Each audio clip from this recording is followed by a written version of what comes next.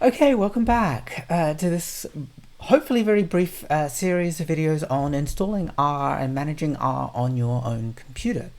So in the last video, I talked a little bit about how to install R and RStudio on different types of machines. So there's a separate video for Mac, Windows, and Linux. We're now back on Windows just for the rest of this. It's the same on every operating system for the second half, that is, which is talking about installing and loading packages. With a tiny bit of there's a little bit of extra stuff for Linux users to know, and I'll record a separate video that explains that extra stuff after this. Okay, so we went through all of the installing RStudio, and we're just at this point here where we want to install packages. So what I mean when I talk about R packages, like the term has a particular meaning in R, but you can think of them as little self-contained bundles of software. So the version of R that you just installed in the previous video comes with a very minimal set of tools. Those tools are themselves extremely powerful. Like, you can do some pretty impressive statistics without even going outside that core functionality. But the huge advantage to R is just that there's this massive infrastructure, this huge ecosystem of extensions that you can install on your own machine. And the one that we're using a lot in my classes is the family of extensions known as Tidyverse. So these things are distributed as packages, which you can add on to your R installation from within R itself, and that's what I'm going to talk about today. So the core idea of packages is that they extend the capabilities of R. So if you've taken my classes, you'd have seen a couple of specific ones like ggplot2, which is really useful for data visualization, or dplyr, which is useful for data manipulation.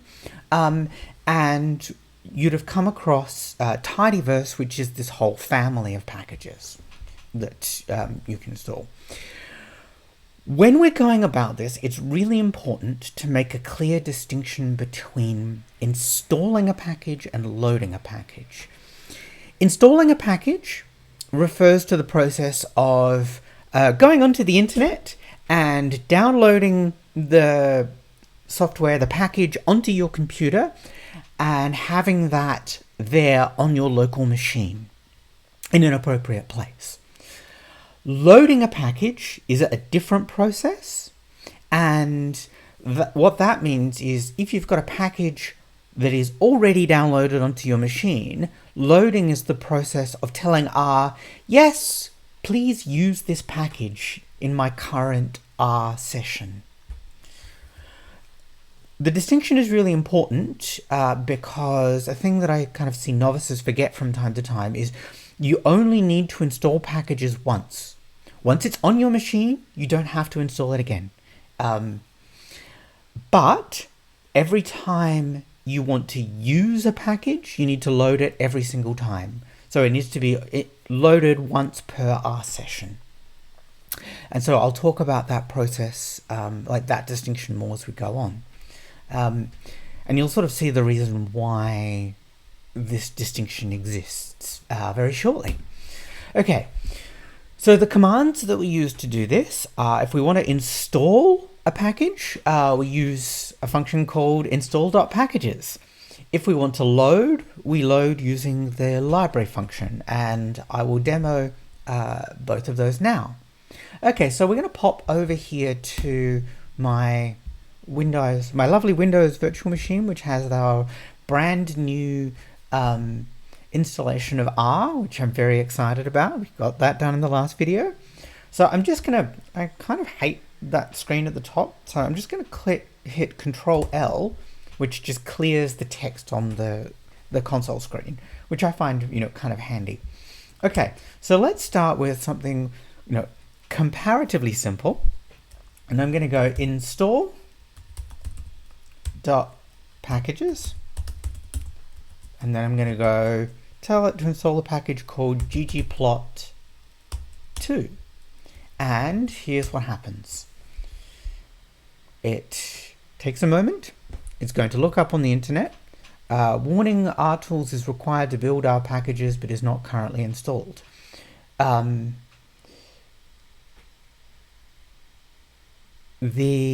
going to see this warning on Windows a bit. If you don't have, at some point you'll probably want to install RTools. What this is a set of tools that are used if you ever need to compile packages from their source code. You shouldn't need to do that most of the time for the sorts of things that you do in an introductory class, so I wouldn't worry about that too much right now. What it's doing right now is picking all of the packages that ggplot2 requires in order to work. It's downloading all of them. That's what you saw in the red text. And now what it's doing is unpacking them, which is getting them ready to install onto the machine. This process takes a little while. And come on, here we go. There's quite a lot of these, and I really hate having to kind of narrate and find things to say while I wait for processes to finish. Come on. It's almost as bad as progress bars, which I do truly hate, but at least this one gets to give us some meaningful text. Okay, so now what it's doing is it's just installing all the packages bit by bit. And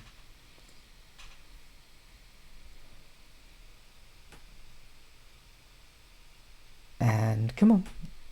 Unfortunately, this process is necessarily a little slow, and it's especially slow because I'm doing this on my virtual machine, which doesn't have all the resources of my system available to it.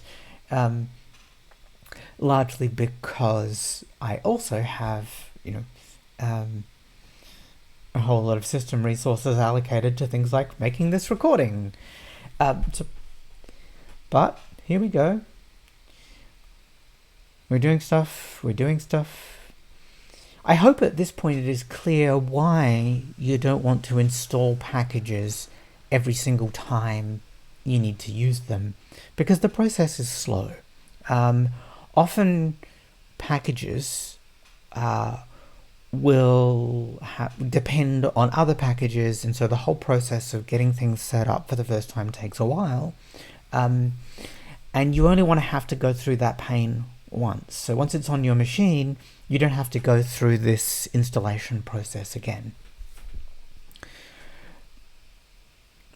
Oh, come on.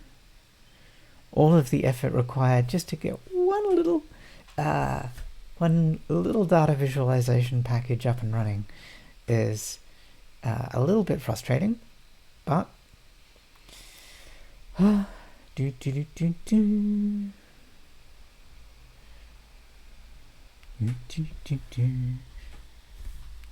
on. This is only for ggplot2, although as it happens, that's a lot of the dependencies that we'd need for tidyverse itself. So I'll just Control L to clear my screen again. So now what we can see, if we just go over to the Packages tab on RStudio, I'll just sort of make this a little bit bigger. What you can see is there are now a whole bunch of extra packages, or a whole bunch of packages here, like ggplot2. So I could click on this to load it, but I'm not going to. I'm going to show you the way that you would typically use it when creating a script. So for example, let's suppose I was going to go, so we'll go New File. Oh, my ability to use the mouse is just brilliant. RScript. Okay. Now, I'm going to deliberately make a mistake here and go, we'll type ggplot